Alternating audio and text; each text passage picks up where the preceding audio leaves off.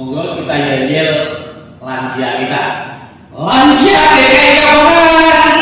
Yes. Makan semangat menang. Yang kedua, DKI Kabangan. Yes, yes. Sepuluh semangatnya mulai sing ngrujuk yes. Yang ketiga, Tuhan Yesus. Yes. Bagus sekali Pak. Dua. Beli-beli akhlak. Ujian kedua itu judulnya kami berkumpul. Kami berkumpul. Kami berkumpul menyembahmu, menyembahmu yang kudus. Kami berkumpul memujimu, menyembahmu yang kudus.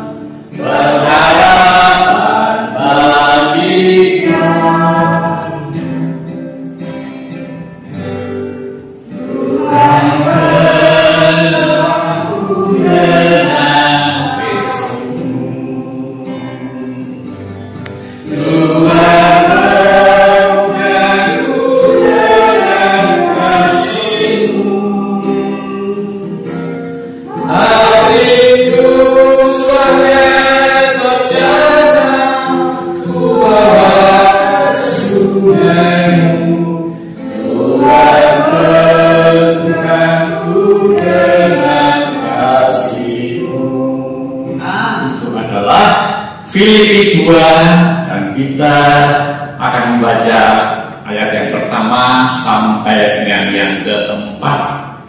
Ini tentang nasihat supaya bersatu dan merendahkan diri seperti Kristus.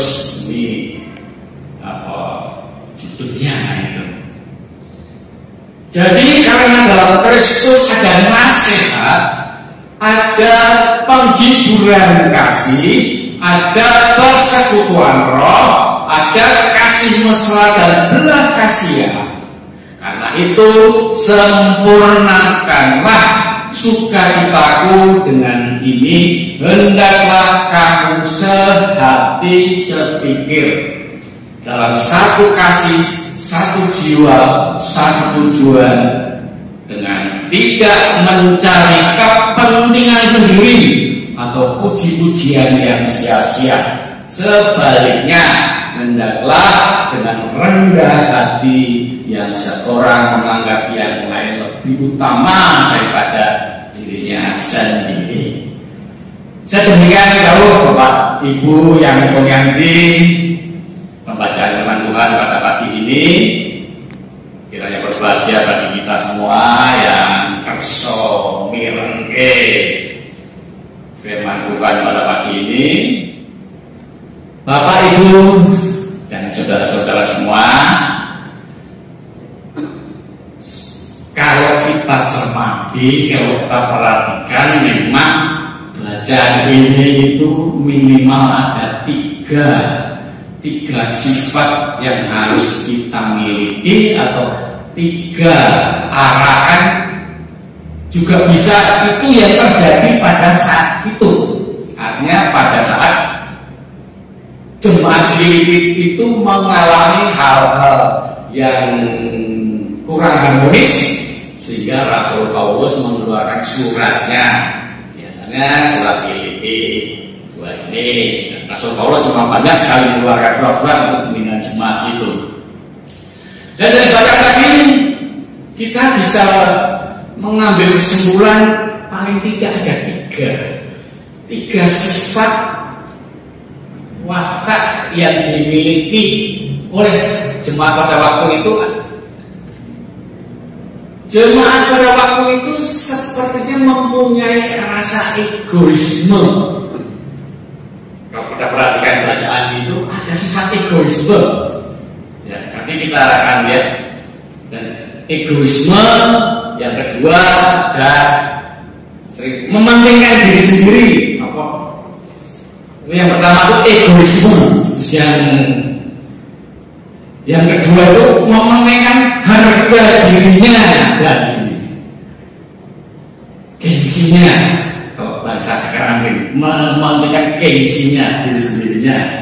Yang ketiga itu tentang sifat egosentris. Egosentris itu sekarang seperti gambaran seperti ini. Oke, nanti saya jelaskan aja satu nanti. Yang pertama, kenapa jemaat Filipin itu dikatakan sifatnya kok ada sifat egoisme? Ya, egoisme yaitu ambisi untuk mementingkan dirinya sendiri. Jadi gambar waktu itu mereka merasa egonya itu tinggi sekali.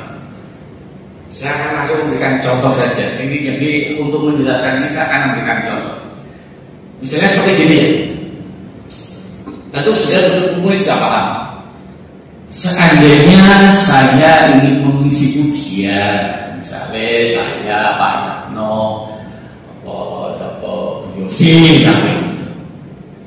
Nah kebetulan mengisi pujian itu di trio, ya duet ada trio lah gitu ya, trio. Nah kebetulan mic-nya cuma satu. Nah karena Pak Yatno itu suaranya paling bagus, paling menguasai syair, menguasai lagu, sehingga pas saat tampil itu Pak Yatno begini. Suara itu atau mic itu tidak diberikan pada kita bertiga. Pak Yatno gini sendiri, yang lain sana saya gagas suaranya. Pak Yatno tidak gagas dua orang yang bertrio tadi. Suara yang ini suara saya bisa didengar dengan jelas, tampil dengan maksimal. Orang bisa mengatakan, suara saya paling bagus. Itu contoh saja, tapi nggak seperti itu Pak Yatno. Itu contoh saja. Ini menunjukkan bahwa Pak Yatno egonya sendiri, mengabaikan teman yang lain. Yang lain diabaikan. Paling misalnya ngomong suaranya harus paling elek. Mungkin Bu Yosi, aku nak cempreng kemana?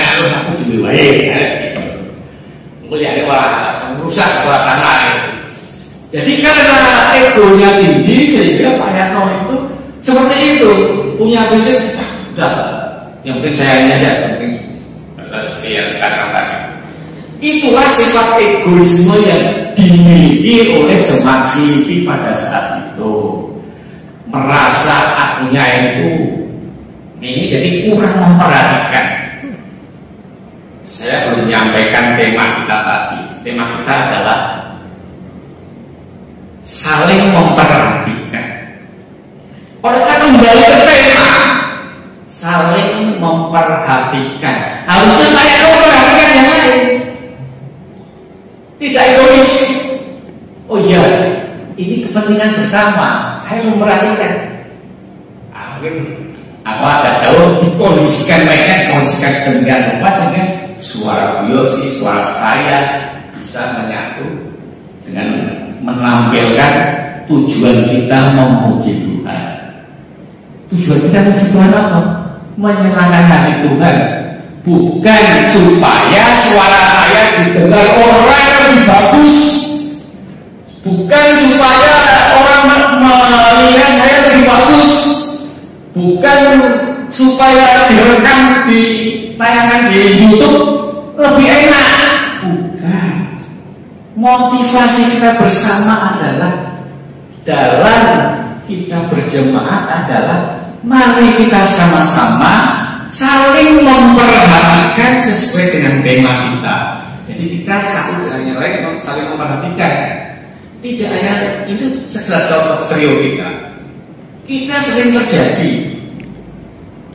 Tidak hanya dalam kalau kasus apa ini itu hanya salah satu kasus contoh saja. Di gereja kita juga sering terjadi kurang saling memperhatikan, akhirnya di belakang misalnya saya tadi, wah dari ucap tampil, ini kok surah menghargai yang lain, tidak memperhatikan yang lain, mutung baik besok. Akhirnya saya mutung, gak baik di situ, wah, mulai saya mutung, akhirnya apa? Gereja yang diharapkan Paulus pada waktu itu, Rasul Paulus pada waktu itu bersatu tidak tercapai. Karena apa? Ada rasa egoisme. Tidak saling memperhatikan antara satu dan yang lain, jemaat satu dan yang lain. Itu yang terjadi. Kira-kira kenapa pada saat itu terjadi perpecahan di antara gereja mereka, di antara gereja Filipi pada waktu itu. Di samping ada penyebab lain, satu di antara sekian penyebab yang membuat perpecahan. Tidak hanya zaman dahulu, sekarang juga bisa. Hari ini juga bisa. Kemarin juga bisa. Mungkin kita bisa introspeksi kita. Ini adalah untuk introspeksi kita. Bagaimana kita memperbaiki kebersamaan kita, saling memperhatikan kita antara satu dan yang lain. Itu sebagai arahan dari Rasul Paulus kepada jemaat Filipi, juga kepada kita jemaat kita. Kemudian yang kedua itu adalah mementingkan harga dirinya atau gengsinya sendiri. Saya ambil contoh juga dengan saya sendiri sebenarnya orang kayaknya. Karena saya merasa aneh, misalnya apa?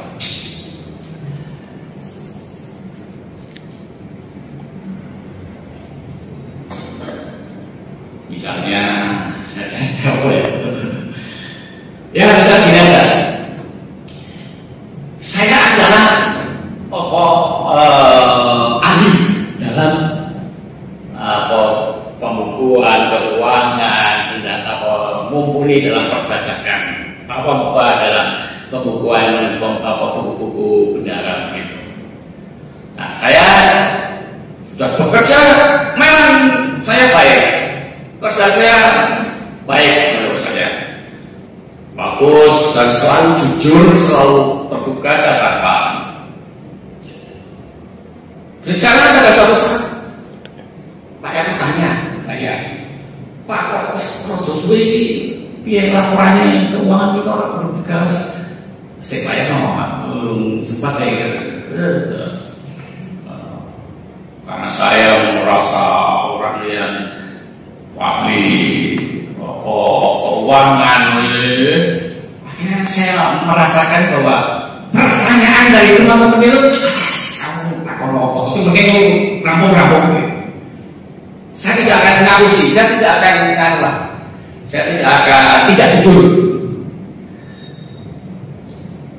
Tanya lagi Pak Yanto, loh ya, ini kan bagus, Mas tahu nggak bisa gitu. Musik. Berulang kali Pak Yanto menanyakan terus hal itu. Akhirnya saya yang merasa, jadi kira percaya Pak orang. Nah, saya percaya sama saya enggak? Saya itu nyekel duit ini puluhan tahun loh. Ora tau gesek, ora tau belanjani, ora kurang atau nek mundur mungkin.